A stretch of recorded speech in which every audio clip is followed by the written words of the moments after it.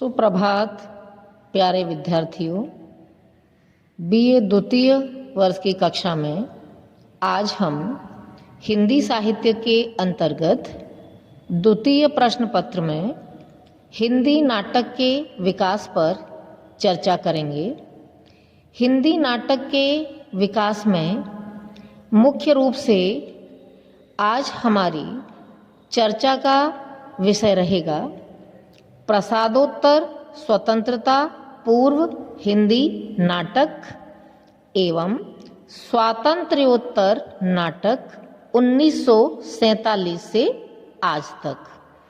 अब हम सर्वप्रथम देखते हैं प्रसादोत्तर स्वतंत्रता पूर्व हिंदी नाटक। इस युग तक आते आते भारत के सामाजिक राजनीतिक जीवन में कुछ परिवर्तन आए। जीवन में भावना तथा आदर्श का स्थान यथार्थ ने ले लिया। राष्ट्रीय स्वाधीनता संग्राम में मजदूर किसान भी शामिल हो गए। इसके पश्चात जो है पारसी रंगमंच की लोकप्रियता कम हुई, क्योंकि सिनेमा का प्रभाव अधिक पड़ रहा था।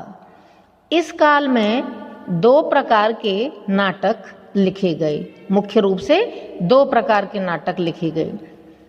एक राष्ट्रीय चेतना पर आधारित नाटक, दो यथार्थपरक समस्या प्रधान नाटक। अब हम सर्वप्रथम देखते हैं राष्ट्रीय चेतना पर आधारित नाटक। इनकी स्थिति क्या थी? राष्ट्रीय चेतना पर आधारित नाटक लिखने वाले नाटककारों ने सांस्कृतिक पुनरुत्थान की चेतना से युक्त अपने नाटकों में समन्वयवादी दृष्टि व नैतिक मूल्यों पर बल दिया।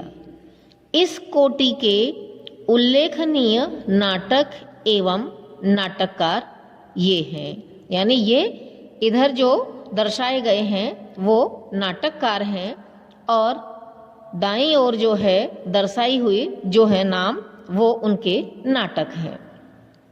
सर्वप्रथम हम देखते हैं हरिकृष्ण प्रेमी। हरिकृष्ण प्रेमी ने नाटक लिखा रक्षाबंधन और आहुति। दूसरे हैं गोविंद बल्लभ पंत, उनका था राज मुकुट। सेठ गोविंद दास, इनका नाटक था कर्तव्य। ये जो अभी मैंने आपको स्पष्ट किए ये नाटक और नाटककार ये राष्ट्रीय चेतना पर आधारित नाटकों का मैंने आपके समक्ष अभी उल्लेख किया है। दूसरे नंबर पर जो है वो आते हैं यथार्थपरक समस्या प्रधान नाटक। समस्या प्रधान नाटकों में व्यक्ति मन के द्वंद्व, स्वच्छंद प्रेम, विवाह समस्या, मूल्यों के विघटन आदि विषयों को प्रमुख रूप से देखा गया। किसमें? यथार्थपरक समस्या प्रधान नाटकों के अंतर्गत। यह पहली बार हुआ कि व्यक्ति पर नाटक लिखे गए। इस कोटि के नाटक हैं उपेंद्र नाथ अश्क ने जो नाटक लिखा उसका नाम था अंजो दीदी। बेचैन शर्मा उग्र, इनका था आवारा, और दूसरा था डिटेक्टर। हरिकृष्ण प्रेमी, इन्होंने छाया नाटक लिखा। लक्ष्मी नारायण मिश्र ने सन्यासी एवं मुक्ति का रहस्य जैसे नाटकों की रचना की थी जो है। इसके बाद आगे देखते हैं समस्या प्रधान नाटकों में पात्र कम होते हैं एवं इनका कार्य व्यापार सीमित होता है। इसलिए इनमें जीवन के विभिन्न विषयों की प्रस्तुति नहीं हो सकती है। लक्ष्मी नारायण मिश्र समस्या नाटकों के प्रतिनिधि नाटककार के रूप में माने जाते हैं, यानी इनका नाम जो है इस प्रणाली से जो है जुड़ा हुआ है। आगे देखते हैं स्वातंत्र्योत्तर नाटक। स्वातंत्र्योत्तर नाटक, जिसको मैंने पहले आपको बताया था कि इनका समय है 1947 से आज तक। स्वतंत्रता प्राप्ति के उपरांत हिंदी नाटक साहित्य में कई नई प्रवृत्तियां दिखाई पड़ती हैं, जो इस प्रकार से हैं कि इनमें ये जो है प्रवृत्तियां हैं। अब हम उन्हें देखते हैं। सर्वप्रथम हम देखते हैं प्रवृत्तियों में आधुनिकता बोध एवं विसंगति बोध। स्वतंत्रता के बाद नवनिर्माण की आकांक्षा ने लोगों में उत्साह का संचार किया, लेकिन इस दिशा में मिली असफलता से उत्पन्न मोहभंग ने लोगों को निराश एवं कुंठित भी करने का कार्य किया। इन परिस्थितियों में मध्यम वर्ग सर्वाधिक प्रभावित हुआ। अतः इस दौर में जो नाटक लिखे गए उनमें मध्यम वर्ग की आशाओं, आकांक्षाओं व विडंबनाओं का चित्रण किया गया है।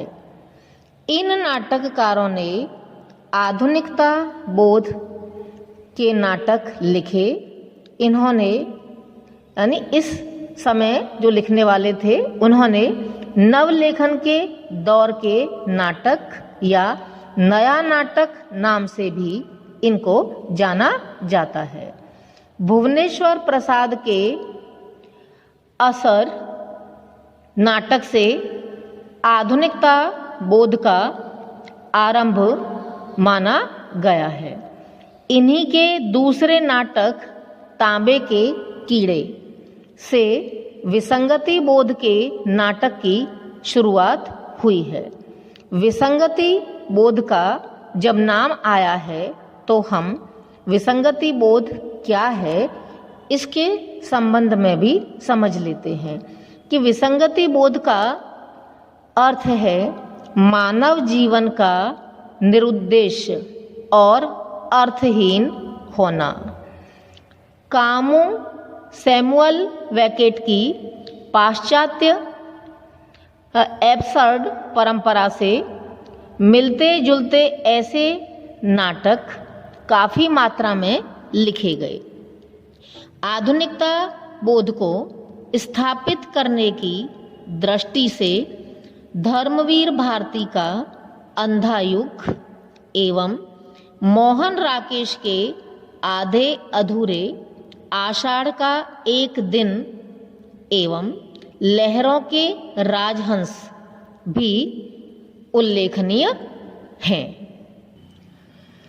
धर्मवीर भारती का अंधा युग में महाभारत युद्ध के उपरांत की जिन परिस्थितियों एवं घटनाओं को प्रस्तुत किया गया है वह द्वितीय विश्व युद्ध के बाद की घटनाओं का प्रतीकात्मक चित्रण प्रस्तुत करती है।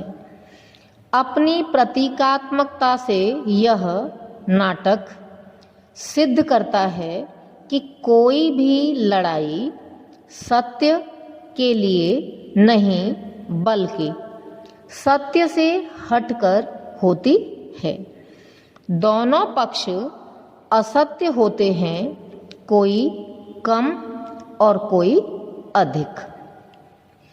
मोहन राकेश ने मूलतः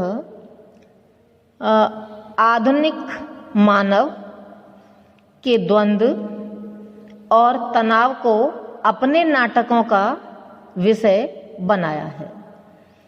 मूलतः यहाँ पर जो आदुक शब्द आया है, सॉरी यहाँ पर ये मिस्टेक है, यहाँ पर ये शब्द जो है आधुनिक शब्द है पूरा जो है, इसलिए इस बात को आप ध्यान रखें कि यहाँ पर ये अशुद्ध रह गया है।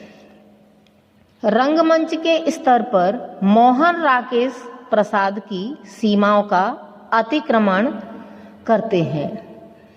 आषाढ़ का एक दिन की कथा कालिदास की प्रणय कथा है। यह नाटक सत्ता और सृजनात्मकता के द्वंद्व एवं जटिल संबंधों को व्यक्त करता है। लहरों के राजहंस गौतम बुद्ध के भ्रातानंद द्वंद्व से को रूपायित करता है। इसमें राग विराग, मोह त्याग, सांसारिकता, आध्यात्मिकता के द्वंद्व को सफलता पूर्वक उभारा गया है। आधे अधूरे जो नाटक है मोहन राकेश का, इसमें यथार्थ की सीधी अभिव्यक्ति करने वाला एक आडंबर ही इस नाटक में है। लक्ष्मी नारायण लाल इसी समय के एक अन्य महत्वपूर्ण नाटककार हैं, जिन्होंने मादा कैप्टन नाटक में कला को प्रणय के अंतर्विरोध को प्रस्तुत किया है। यह नाटक पीढ़ियों के मूल्यों के संघर्षों को रूपायित करने वाला नाटक है। आगे यदि हम मोहन राकेश की परंपरा में ही एक अन्य नाम देखते हैं, वह है सुरेंद्र वर्मा। इन्होंने खास तौर पर आधुनिक जीवन के तनाव को, तलखी को व्यक्त करने की कोशिश की है। द्रौपदी सूर्य की अंतिम किरण से सूर्य की पहली किरण तक तथा 8वां सर्ग इनके प्रमुख नाटक हैं। किसके? सुरेंद्र वर्मा के। द्रौपदी को देखते हैं। द्रौपदी में आधुनिक मनुष्य के बहुमुखौटेपन को इन्होंने भली भांति यानी बहुत ही सुंदर तरीके से इसमें व्यक्त किया है। सूर्य की अंतिम किरण से पहली किरण तक में स्त्री के काम, मनोविज्ञान को बहुत ही काव्यात्मकता के साथ व्यक्त किया गया है। अब हम देखते हैं इनका 8वां सर्ग। 8वां सर्ग में अश्लीलता और लेखकीय अभिव्यक्ति की स्वतंत्रता का प्रश्न उठाया गया है।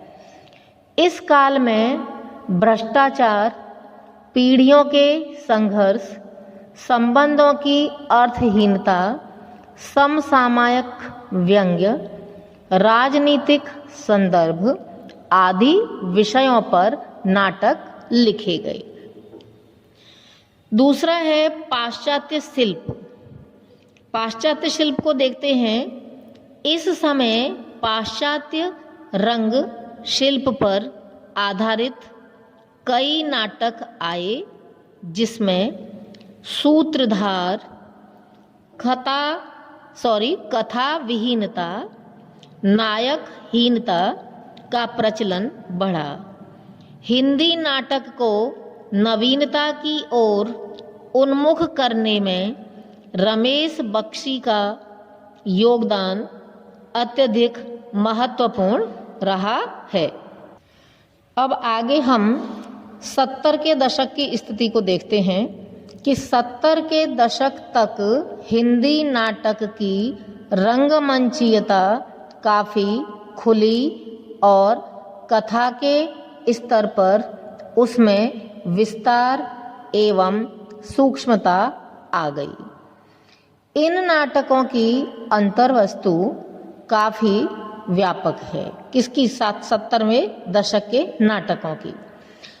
इस 70वें दशक के प्रमुख नाटककार हैं सर्वेश्वर दयाल सक्सेना, इनका नाटक है बकरी। ज्ञानदेव अग्निहोत्री, इनका है शुतुरमुर्ग। भीष्म साहनी नाटक है कबीरा खड़ा बाजार में, और दूसरा है इनका मुआवजे। ब्रजमोहन शाह को यदि देखते हैं तो इनका है त्रिशंकु नाटक। ज्ञानदेव के शुतुरमुर्ग में प्रतीक और फैंटेसी का प्रयोग विशेष रूप से किया गया है, और ब्रजमोहन शाह के त्रिशंकु की रंगमंचीयता, गतिशीलता महत्वपूर्ण है। इसके साथ ही कई महत्वपूर्ण निर्देशकों ने भी अपनी कल्पना से नाटकों को समृद्ध किया, जिसमें मुख्य रूप से आते हैं इब्राहिम अलकाजी, उसके पश्चात आता है नाम श्यामानंद जालान, हबीब तनवीर, सत्यव्रत सिन्हा, सत्यदेव दुबे आदि। आगे देखते हैं तीसरा, नुक्कड़ नाटक। हिंदी नाट्य परंपरा के विकास में एक धारा नुक्कड़ नाटकों की भी है। यह नाटक जनता एवं रंगकर्मी के बीच संवाद है, और यह आश्वासन देता है कि रंगमंच को शास्त्रीय अड़चनों के बिना भी सामने रखा जा सकता है। हबीब तनवीर नुक्कड़ नाटकों के प्रतिनिधि हैं। अब जो है इस तरह से आज हमने इस व्याख्यान में प्रसादोत्तर स्वतंत्रता पूर्व हिंदी नाटक एवं स्वातंत्र्योत्तर नाटक 1947 से आज तक पर विस्तृत चर्चा की। आज का यह व्याख्यान हम यहीं पर समाप्त करते हैं। धन्यवाद।